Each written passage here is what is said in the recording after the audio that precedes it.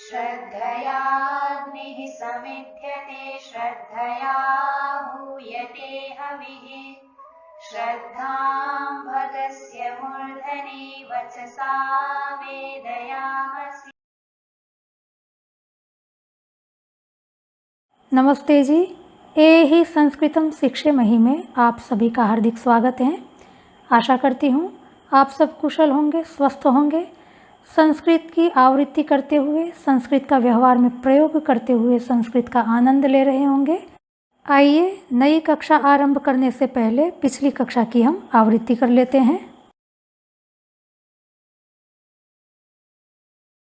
पिछली कक्षा में हमने भूतकाल में कोई क्रिया चालू हो अर्थात पास्ट कंटिन्यूअस टेंस और भूतकाल में किसी क्रिया की करने की हमारी आदत हो तो उसका अनुवाद करने के लिए समव्यय के साथ लट लकार का प्रयोग किस प्रकार किया जाता है उसको उदाहरण सहित हमने देखा था।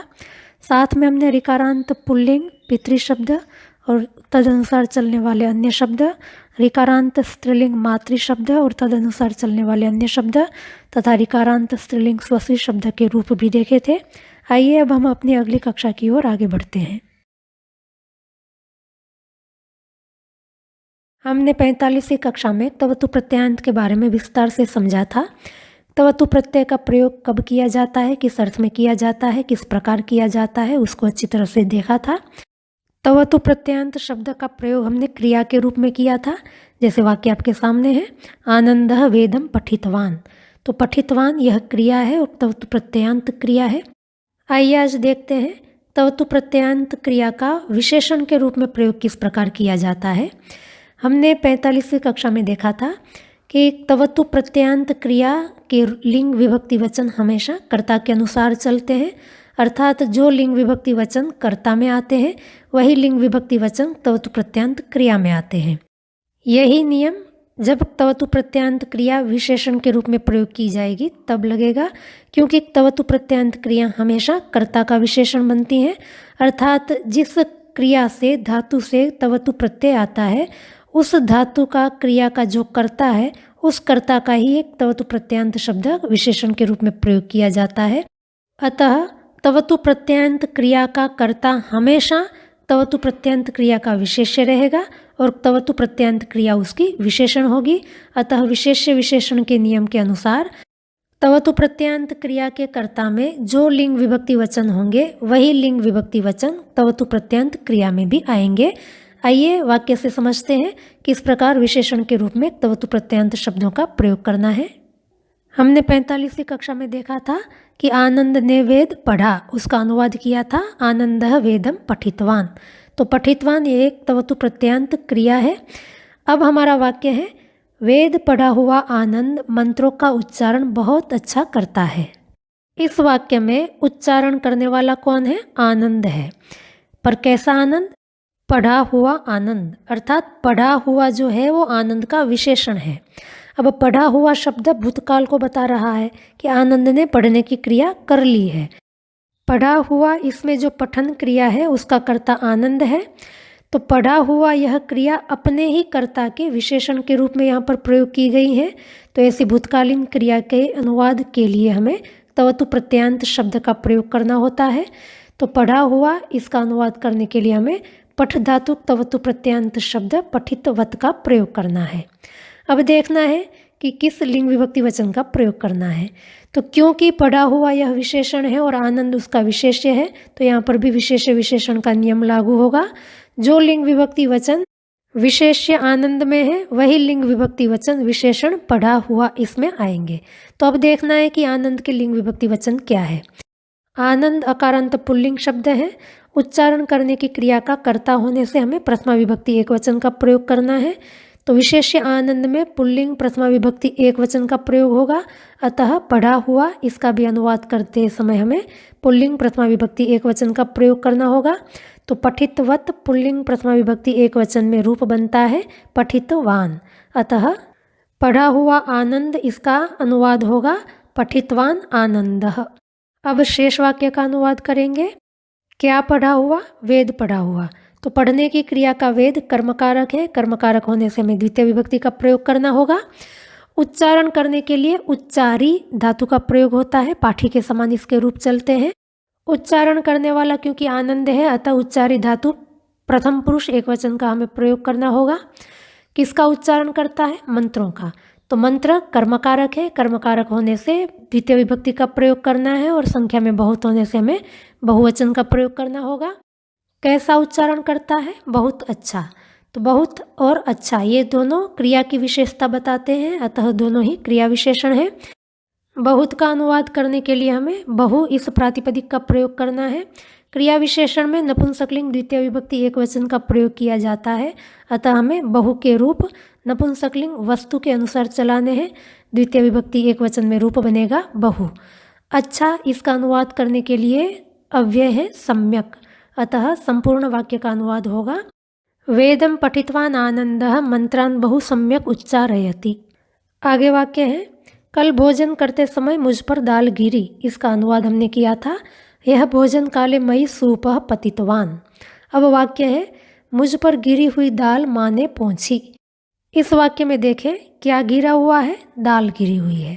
तो गिरने की क्रिया डालने की है, अतः गिरने की क्रिया का दाल करता है। अब कैसी दाल? गिरी हुई। तो गिरी हुई जो क्रिया है वो अपना कर्ता दाल का विशेषण बनी हुई है और गिरने की क्रिया भूतकाल में संपन्न हो चुकी है। जब भूतकालीन क्रिया अपने कर्ता का विशेषण के रूप में आती है तो ऐसी क्रियाओं का अनुवाद करने के लिए हमें हमेशा ही तवतु प्रत्ययान्त क्रिया का प्रयोग करना है। गिरी हुई इसका अनुवाद करने के लिए पत धातु तवतु प्रत्ययान्त क्रिया पतित्वत का हमें प्रयोग करना है। अब देखना है कि इसमें लिंग विभक्ति वचन क्या होंगे। तो पहले देखेंगे विशेष्य दाल के लिंग विभक्ति वचन क्या है। जो लिंग विभक्ति वचन विशेष्य दाल में होंगे वही लिंग विभक्ति वचन गिरी हुई इस क्रिया में होंगे। हमारा वाक्य है मुझ पर गिरी हुई दाल माँ ने पोंछी। तो क्रिया तो हो रही है पहुँचने की। क्या पहुँचा? दाल पहुँची। तो दाल पहुँचने की क्रिया का कर्म कारक बनी हुई है, अतः द्वितीय विभक्ति का प्रयोग होगा। तो दाल को संस्कृत में सूप कहते हैं, अकारांत पुल्लिंग प्रातिपदिक है। कर्म कारक होने से हमें द्वितीय विभक्ति एकवचन का प्रयोग करना होगा।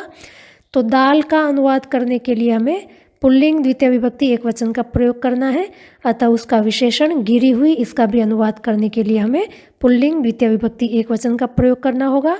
तो पतितवत पुल्लिंग द्वितीय विभक्ति एकवचन में रूप बनता है पतितवंतम, अतः गिरी हुई दाल इसका अनुवाद होगा पतितवंतम सूपम। अब शेष वाक्य का अनुवाद करेंगे। पहुँचने की क्रिया के लिए हमें प्रोंछी धातु का प्रयोग करना है, पाठी के समान रूप चलेंगे। पहुँचने की क्रिया किसने की है? माँ ने की है, अतः माता यहाँ पर कर्ता बनी हुई है। दाल कहाँ पर गिरी है? मुझ पर गिरी है। तो मैं गिरने की क्रिया का अधिकरण कारक हूँ, अतः मुझ पर इसका अनुवाद करते समय हमें सप्तमी विभक्ति का प्रयोग करना होगा। तो संपूर्ण वाक्य का अनुवाद होगा मयि पतितवंतम सूपम माता प्रोंछयत। आगे वाक्य है कल आंधी के कारण नीम के बहुत सारे पत्ते जड़ गए। इसका हमने अनुवाद किया था यह वात्यया निम्ब वृक्षस्य बहुनी पत्राणि पतितवन्ति। अब वाक्य है आंधी के कारण जड़े हुए बहुत सारे पत्ते कामवाली ने उठाकर फेंक दिए। वाक्य में देखें कौन जड़ गया है? पत्ते जड़ गए हैं, अर्थात जड़ने की क्रिया पत्तों ने की है, अतः पत्ते जड़ने की क्रिया का कर्ता है। और इस कर्ता का जड़ने की क्रिया जो है वो विशेषण बनी हुई है और भूतकालीन क्रिया है। तो जब भी भूतकालीन क्रिया अपने कर्ता का विशेषण बनती है तब हमें तवतु प्रत्ययान्त क्रिया का प्रयोग करना है। जड़ने के लिए पत धातु का ही प्रयोग करेंगे, तवतु प्रत्ययान्त क्रिया बनेगी पतित्वत। अब देखना है कि पतित्वत में लिंग विभक्ति वचन क्या होंगे। तो पहले हम देखेंगे विशेष्य पत्ते के लिंग विभक्ति वचन क्या है। वाक्य में मुख्य क्रिया है फेंक देना। तो क्या फेंक दिया गया है? पत्ते। तो पत्ते फेंक देने की क्रिया का कर्मकारक बने हुए हैं, अतः अनुवाद करते समय हमें द्वितीय विभक्ति का प्रयोग करना होगा और संख्या में बहुत होने से बहुवचन का प्रयोग होगा। पत्तों को संस्कृत में पत्र बोलते हैं, अकारांत नपुंसकलिंग प्रातिपदिक है, अतः पत्ते में लिंग विभक्ति वचन होंगे नपुंसकलिंग द्वितीय विभक्ति बहुवचन, अतः विशेषण जड़े हुए इस क्रिया में भी लिंग विभक्ति वचन होंगे नपुंसकलिंग द्वितीय विभक्ति बहुवचन। पतितवत नपुंसकलिंग द्वितीय विभक्ति बहुवचन में रूप बनता है पतितवंती और पत्तों का भी नपुंसकलिंग द्वितीय विभक्ति बहुवचन में रूप बनेगा पत्राणि। बहुत भी पत्तों का विशेषण है, अतः बहुत सारे का अनुवाद करने के लिए हमें बहुप्रातिपदिक नपुंसकलिंग द्वितीय विभक्ति बहुवचन का प्रयोग करना होगा। अतः जड़े हुए बहुत सारे पत्ते, इसका अनुवाद होगा पतितवंती बहूनि पत्राणि।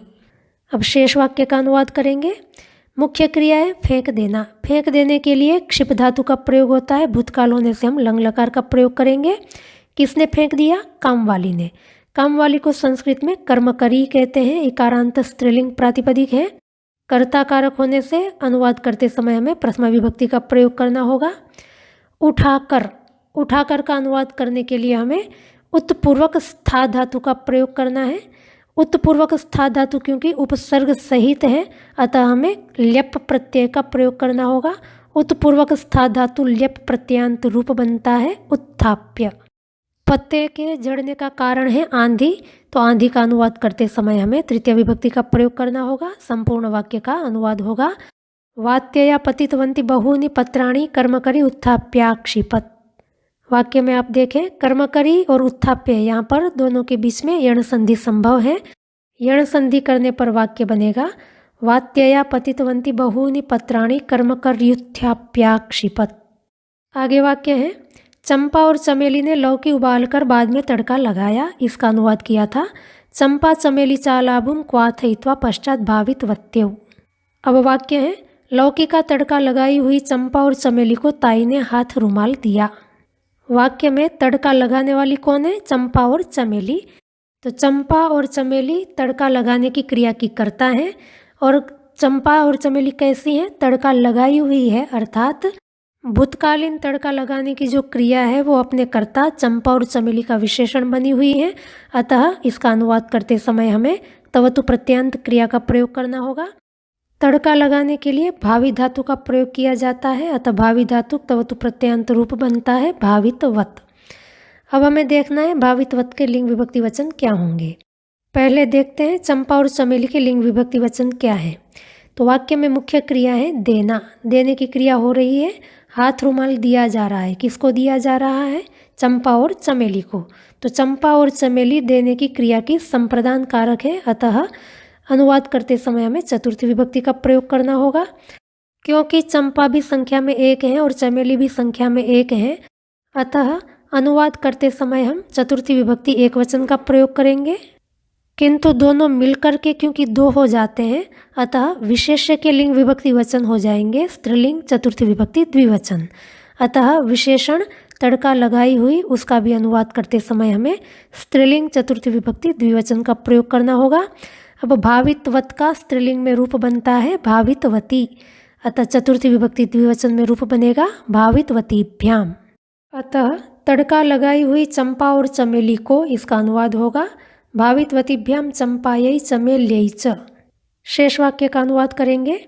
मुख्य क्रिया है देना, भूतकालीन क्रिया है। देने के लिए हम यच्छ धातु का प्रयोग करेंगे। भूतकाल होने से लंग लकार का प्रयोग करेंगे। देने की क्रिया कौन कर रहा है? ताई कर रही है। ताई को ज्येष्ठंबा कहते हैं। क्या दिया जा रहा है? हाथ रुमाल दिया जा रहा है। हाथ रुमाल कर्मकारक है, अतः अनुवाद करते समय हम द्वितीय विभक्ति का प्रयोग करेंगे।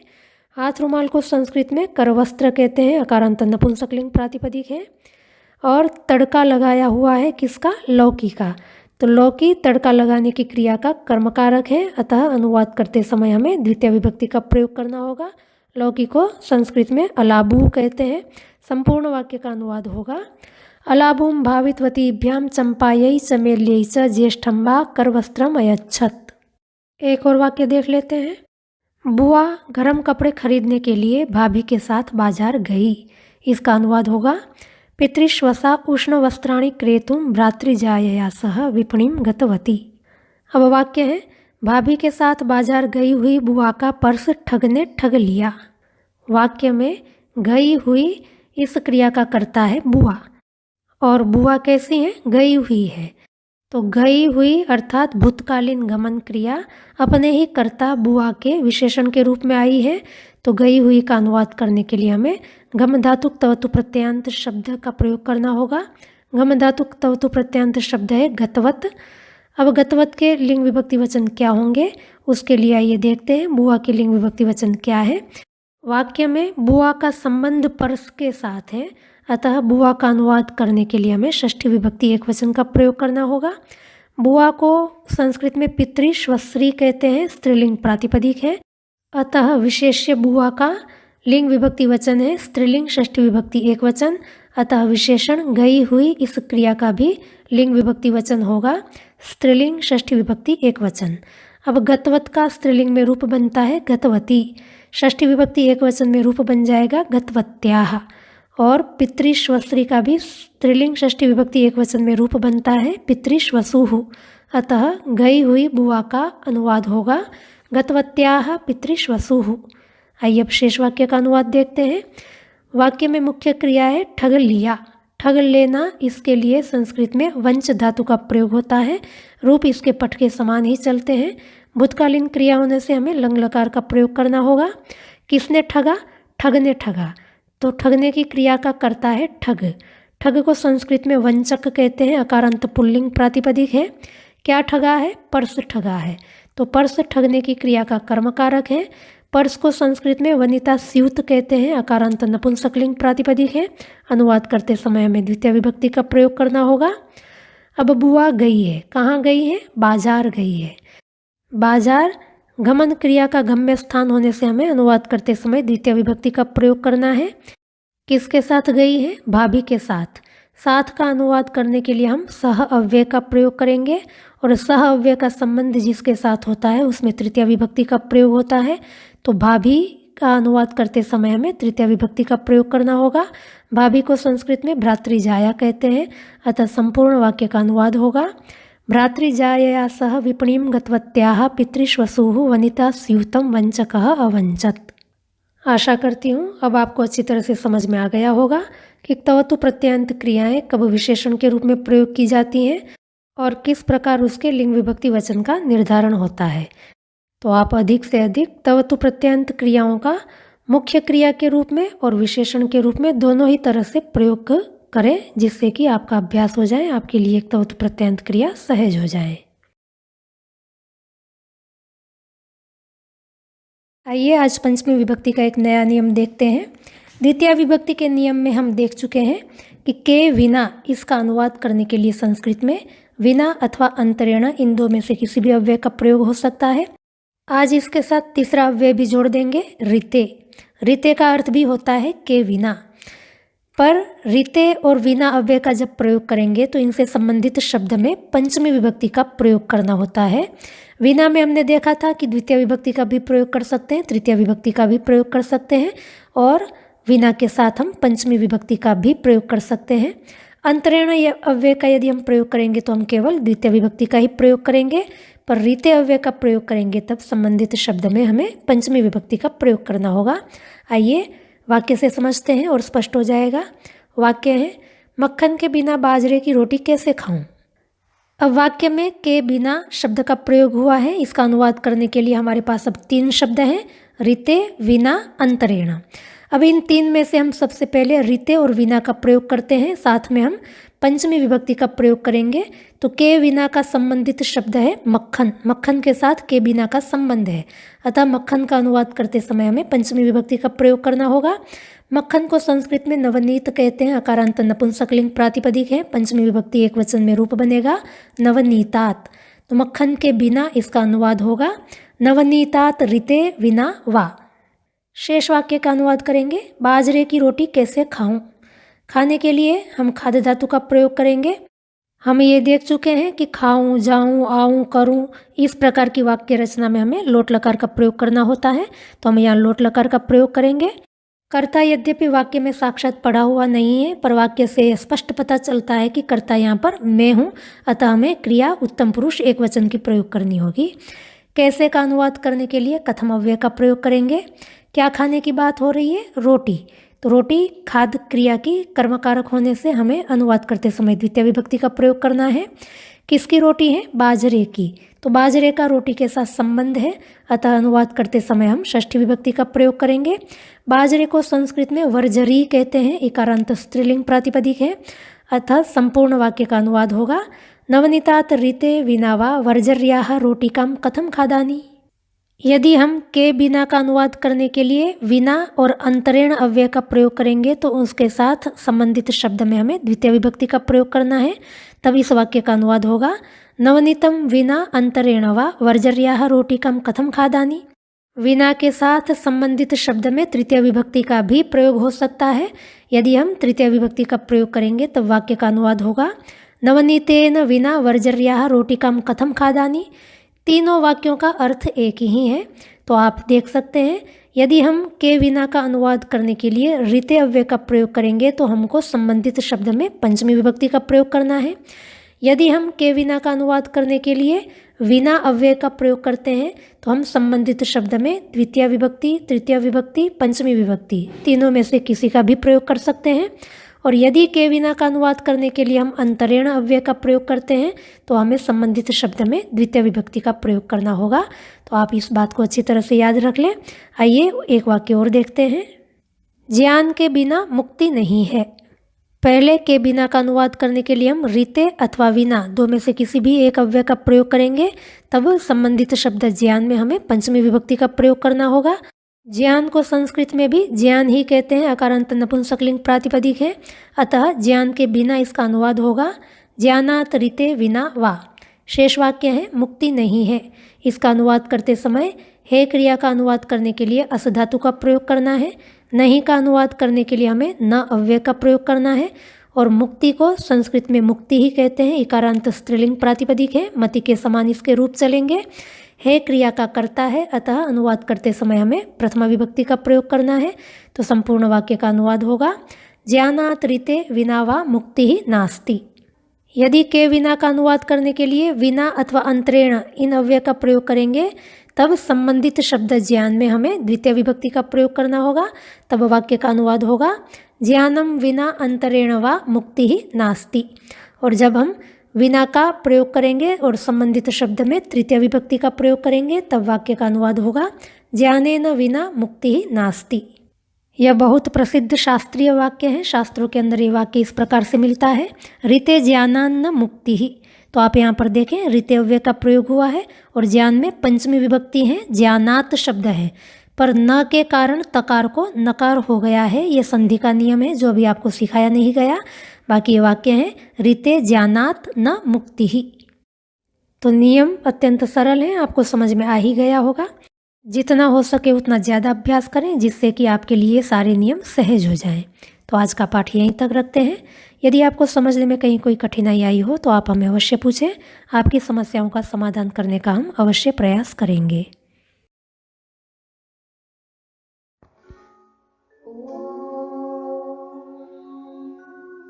श्रद्धां प्रातर्हवामहे श्रद्धां मध्यं दिनं परि श्रद्धां सूर्यस्य निमृचे श्रद्धे श्रद्धापये हरे।